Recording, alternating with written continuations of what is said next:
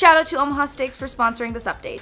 Father's Day is just around the corner, and you know what that means, lots of meat. If your dad loves some good grilling, Omaha Steaks will send you a limited time Father's Day package for only $49.99. That's 80% off, which means so much more money for video games. To get it, visit omahasteaks.com and enter promo code THEKNOW in the search bar. Welcome to The Know, I'm Mica Burton.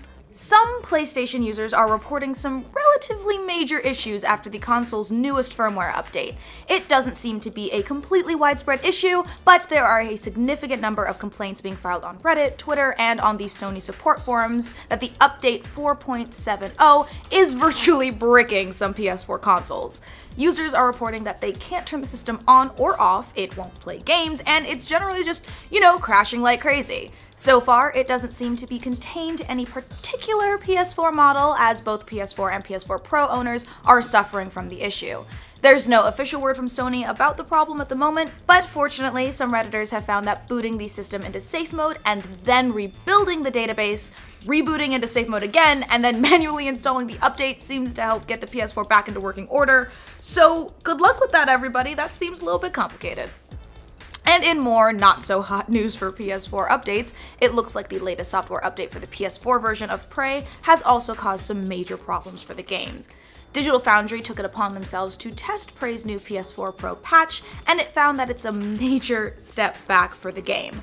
Digital Foundry said that despite some improvements to the game's visual fidelity in 1080p, the new patch causes Pro and regular PS4s to be, quote, a stuttering mess in motion. They go on to say, this is, without a doubt, the worst instance of a regular frame delivery we've encountered, giving the illusion of a much lower frame rate. Taken as a whole, Prey no longer feels smooth to play. We've got another fall game getting pushed back, but fortunately, it's just a little bit in this particular case. The team at Warner Bros. Games announced that Shadow of War will now be coming on October 10th. Its previous date was in late August, so that's only about a 6 weeks difference, not too bad. The developers wrote that to make Shadow of War bigger than its predecessor in every way, we've made the difficult decision to move our launch date to ensure that Middle-earth Shadow of War will deliver on that promise. We understand that it might be disappointing to have to wait a little longer for the release and are sorry for the delay, but we are working hard to make an amazing game. We're excited to show more at E3. The developers behind Gears of War Judgment and Bulletstorm have a new game to announce, as well as a new publishing partner.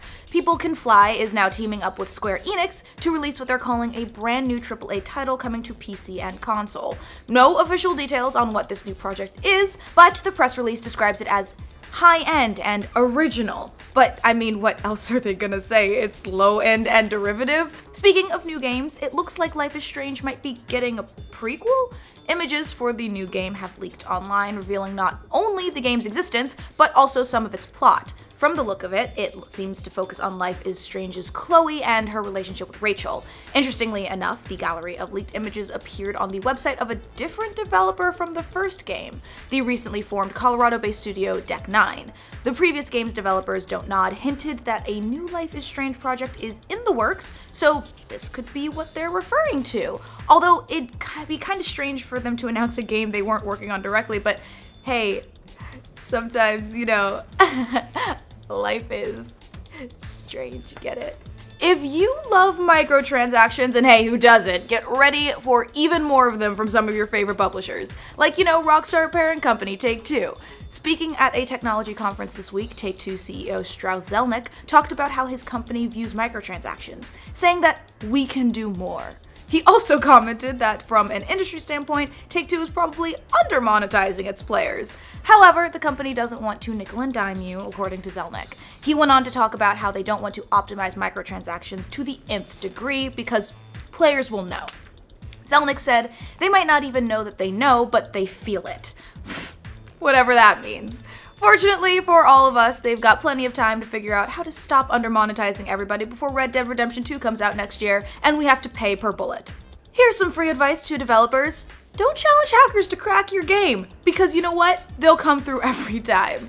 Tequila Works, which made Rhyme, first of all, incredible name for a development company, learned that lesson after saying they'd remove the anti-piracy software de novo from the game once it was cracked. And after only 5 days, hackers did just that. Now, if Tequila Works keeps their word, they'll release a patch to remove de novo from the game, and that might be a good thing, because according to the hacker, the software was responsible for a lot of the game's stuttering and slowdown issues, so thanks, hackers!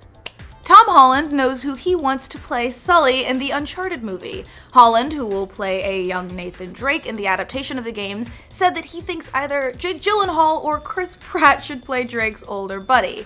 In an interview with Yahoo Movies, Holland says that he's pushing for Pratt because he said that the two have become very good friends over the last few months.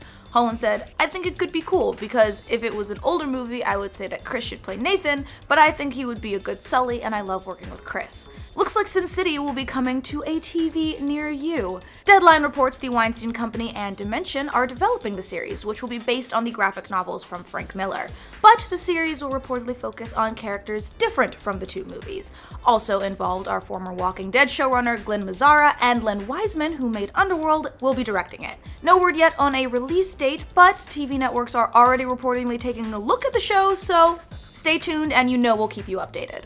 Apparently, the Switch can take a huge pounding. Wow, that sounds dirty. The YouTube channel UnlockRiver.com dropped a Switch from 1,000, yes, you heard that correctly, 1,000 feet after tying it to a drone, and amazingly, the console still worked.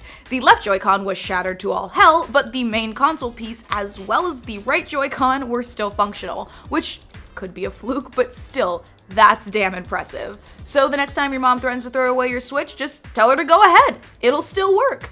Also, I find it funny that the left Joy-Con broke, because that was the one that kept desyncing. It looks like a gold-colored PlayStation 4 Slim will be coming to stores soon, and everyone's gonna want one.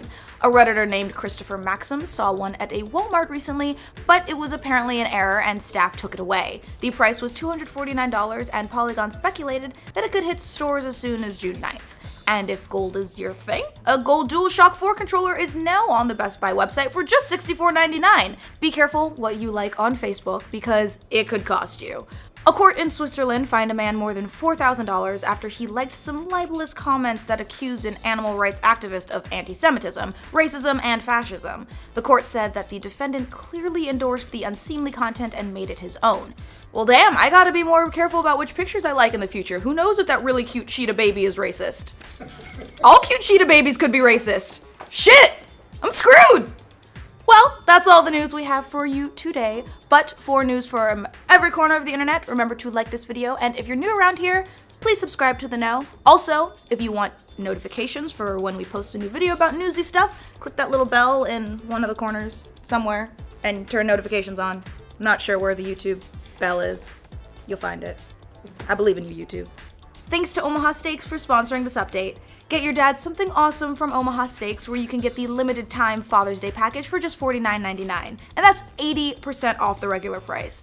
The pack includes a ton of stuff. 2 filet mignons, 2 top sirloins, 2 boneless pork chops, 4 crispy chicken fried steaks, 4 boneless pork chops, 4 all beef burgers, 4 jumbo franks, 12 ounces of meatballs, a freaking pound of fries, 4 caramel apple tartlets, seasonings, and 4 additional burgers at no extra cost. Wow, that is a lot of food for $50. Just visit omahasteaks.com and use promo code THEKNOW, all one word, in the search bar to bring up the deal. We got one of these packages at The Know and we loved it. It was a crazy, ridiculous amount of food. So we were all able to take some home and we were practically fighting over all the meat. So trust us, your dad's gonna love it.